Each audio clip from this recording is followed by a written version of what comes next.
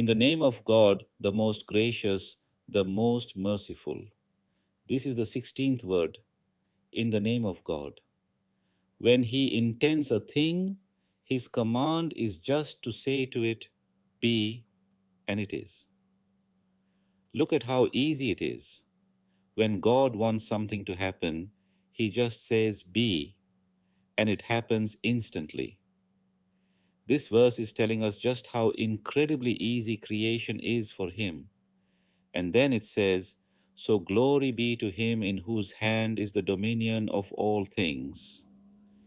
It means the inner workings, the governance of everything is right in God's hands, and to Him you will return. Now, why was this written? The author says, I wrote this to give sight to my own blind soul, to scatter the darkness and find peace of heart. You know, these are huge truths: faith in God, the reality of the universe. Sometimes you just want that certainty, that deep satisfaction in your heart where you can really feel and see the truth of it. That's why we're reading this. So, listen to this, my blind soul. You act so ignorant sometimes, like you don't know anything. You ask me, how can God be one, a single essence, and yet handle every single thing in the universe personally?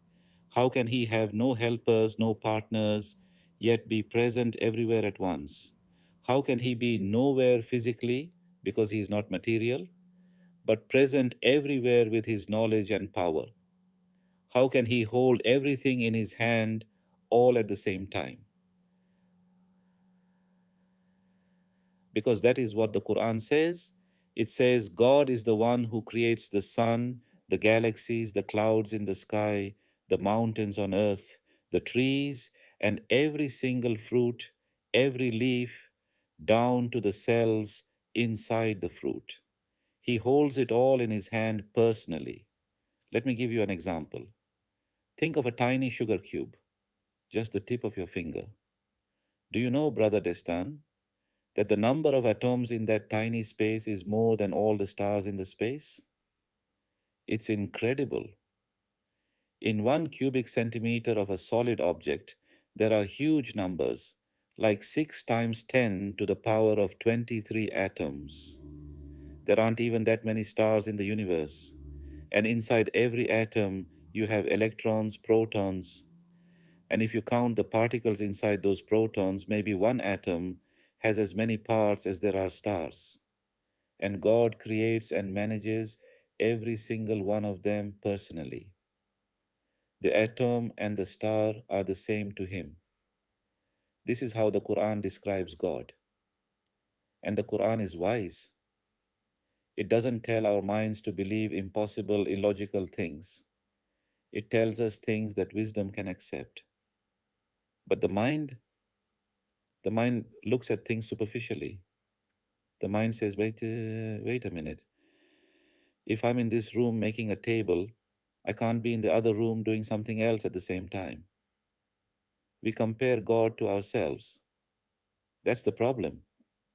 So the mind says, give me an explanation. Explain to me how God can be everywhere and one at the same time so I can surrender to this truth. Here is the answer. If you want peace of heart, we will use the light of the Quran. We will use an analogy, a comparison. This is the method of the Quran. Analogies make things clear to the mind and bright to the heart. I'm going to use an analogy, a parable. But first, people ask me, why do your writings have such power? Sometimes one line has the power of a whole page, or one page has the impact of a whole book. Here's why. It's not me, it's the Quran. In the old days, faith was safe. People just accepted things. If a great scholar or a saint said something, people believed it. They didn't ask for proof. They said, he knows better. And that was enough. But today,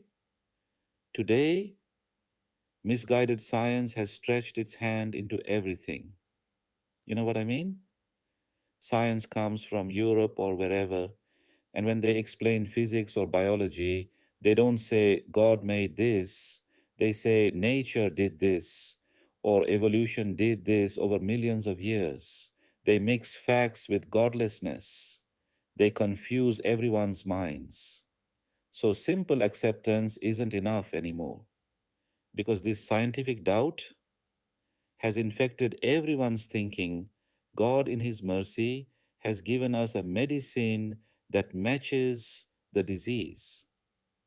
He has allowed us to use these powerful analogies from the Qur'an to fix our faith.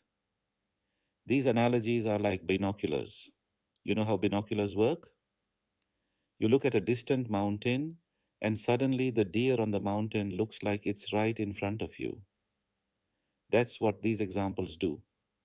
They bring distant truths close to our minds. They are like a ladder to climb up to high truths. They are like a window, you open it and see the reality. So let's look at the example. The analogy of the sun. Imagine the sun. It is one single object, right? It's just one sun up there. But through mirrors and shiny objects, it becomes many. If you hold a mirror in your hand, you have a sun in your hand.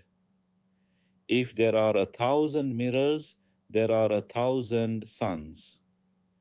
If you arrange mirrors in a circle around you, the sun is in all of them. The sun is one, but it is reflected everywhere. It fills the whole earth with its images.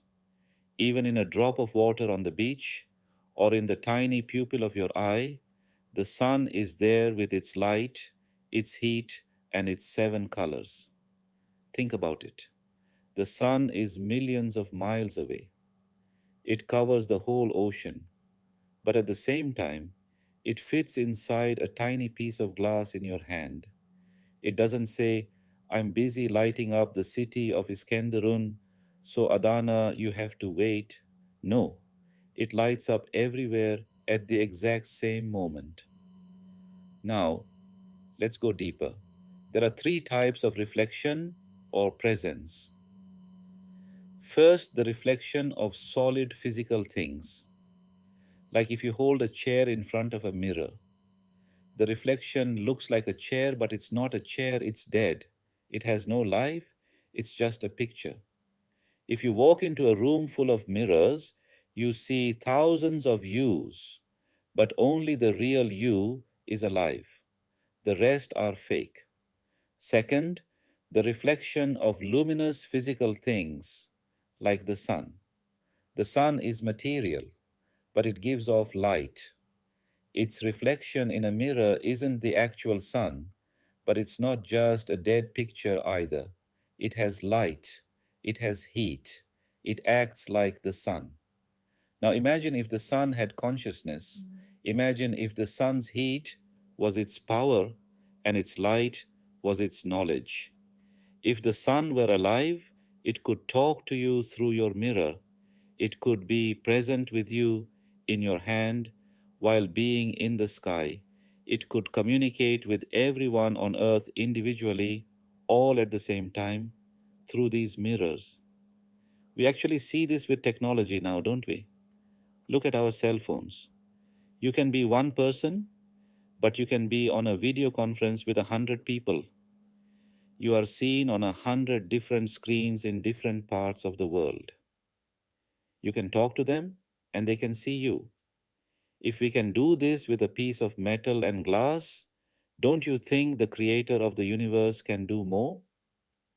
Third, and this is the highest level, is the reflection of spiritual beings, beings of light, like angels. Take the angel Gabriel, peace be upon him. He is a being of light. He could appear before the prophet in the form of a man named Dihya. But at the exact same moment, he was bowing down in worship before God's throne in the heavens. And at the exact same moment, He was in countless other places delivering God's commands. Being in one place didn't stop him from being in another. Or think of the Prophet Muhammad, peace and blessings be upon him. His nature is light. He can hear the prayers of his entire nation all at once. Or look at the great saints. They talk about saints being seen in different places at the same time. The prison director saw our master, Said Nursi, praying in the mosque, but ran back to the prison and saw him sitting in his cell. How?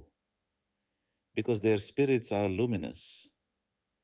When you become luminous like light, physical walls don't stop you. Distance doesn't matter. Now, bring this back to God. If the sun, which is just a helpless created ball of gas, can be in one place but reflected in every drop of water, if an angel can be in 1,000 places at once, then what about God? God who is not material at all. God who is purely sacred, above matter, above space. Everything we see, all the lights, all the angels, all existence is just a shadow of the shadow of His light. So, how can anything hide from Him? How can any job be too heavy for Him? How can handling the whole universe be any harder for Him than handling a single atom? The sun is far from you, right? You can't go to the sun, you'd burn up, you are far from it. But the sun is very close to you. Its light is right inside your eye. It warms your face. In the same way, God is infinitely holy and high. We are far from Him because we are limited, material beings. We have to travel a long spiritual path to get close to Him. But He is infinitely close to us. He is closer to you than you are to yourself. God's light name, Nur, helps us understand this. Think of the universe like an ocean. The stars are like bubbles on the surface of that ocean. The sun is just one of those bubbles. God's light hits all of them. If the sun, which is just a tiny mirror of God's light, can handle lighting up the whole earth effortlessly, imagine God's actual power and knowledge. The sun's light passes through glass, but X-rays pass through walls. The more subtle and light-like something is, the more it penetrates. God's knowledge penetrates everything. He doesn't just see the outside of you. He sees your insides, your cells, your atoms, your thoughts. Nothing blocks his view because he is the light of lights. So we believe, and we must believe, that God manages the huge galaxies and the tiny particles with the same ease. It's all just a single command: be. Glory be to you. We have no knowledge except what you have taught us.